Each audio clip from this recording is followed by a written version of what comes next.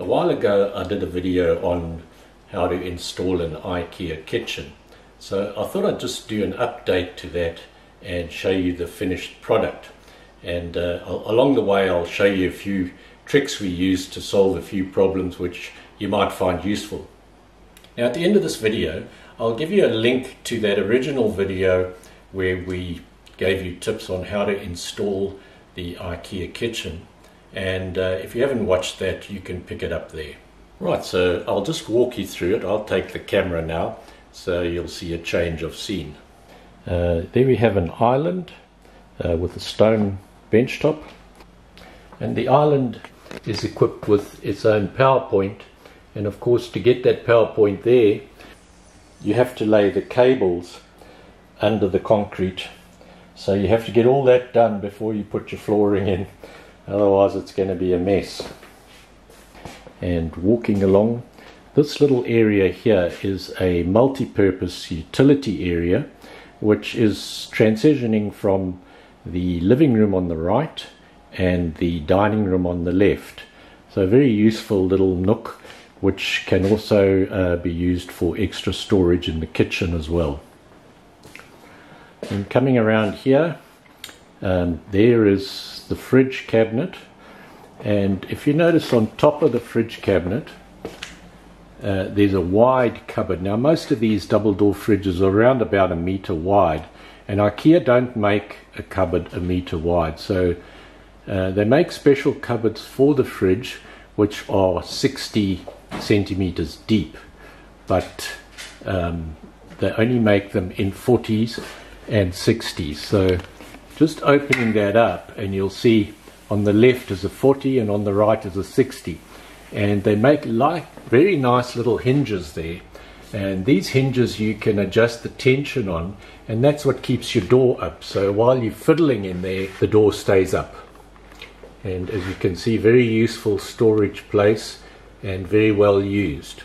Moving along now, here's the countertop with the stove and some eye-level cupboards, and Ikea only make their cupboards in standard sizes, so very often you're going to end up at the end of your allotted space with a little gap. You can blank that off with some cover panel, but in this case we've made custom little shelves which are very useful for things like books, and at the bottom here we've got some trays stored which keeps them out of the way and very easy to access. The other thing I wanted to point out is we've got a splashback here which is tiles, and underneath you'll see it's a very neat line along there, and how we got that, to try and cut tiles to get that neat line is virtually impossible. So what we've done is we've taken these tiles and we've tucked them under here behind these cupboards about 2 centimeters. So these are size 60 tiles, 60 centimeter tiles.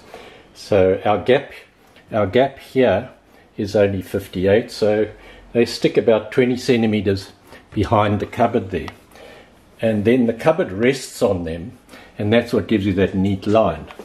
But to do that, Ikea put these little spaces at the bottom of the cupboards so that they hang vertical, because the rail makes the top of the cupboard stick out a little way from the wall, so the bottom of the cupboard's got to also stick out a little way to keep it parallel to the wall. So in this case you've got to take these little spaces off so that when you're resting on the tile your cupboard is still vertical, because the tile thickness is about the same as the spacer. Right, moving along, now you'll notice there are very few cupboards, it's all drawers, and that makes your life a lot easier, because cupboards, if you get stuff in the back of them, it's a nightmare to find it. You're on your hands and knees. So that's why we've gone for drawers here, and the Ikea drawers are fantastic, because I'll pull this one out and you'll see they come out virtually 100% of the way. So now you can access everything on that level, whereas with the cupboard you'd be on your hands and knees and fiddling in the back there. So That's another tip that's worth thinking about. And then of course we've got the tall cupboard with the microwave and the oven. And on the left we've got the sink, and that's all very neat. But with the sink we've had to have a cupboard here because of the plumbing in the back there. So it's best to have a cupboard for the sink. You can't have drawers there. And the dishwasher fits in here very neatly. Another challenge that we had was to get the cupboards in, we had to extend our countertop just beyond the level of this wall. And so to hide that, I've just put a bit of cover panel at the back there, because you'd have just the exposed back of the cupboard, which doesn't look very nice. So that's worked out pretty well. And a nice little feature of this kitchen is this pantry, which has got an enormous amount of storage.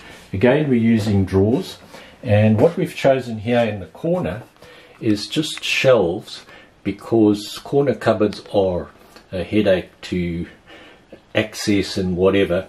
So they're just shelves, and they don't go all the way into the corner so that you can access everything.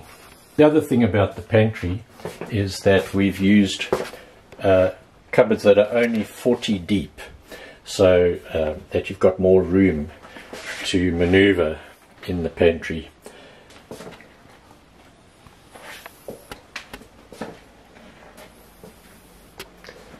And that's it, just to give you a view from this angle.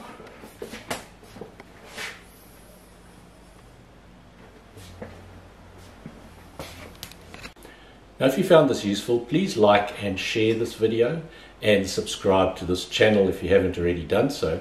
And if you have any questions or comments, we'd love to hear from you. Just scroll right down to the bottom and you'll find the comment section there. Thank you very much for watching.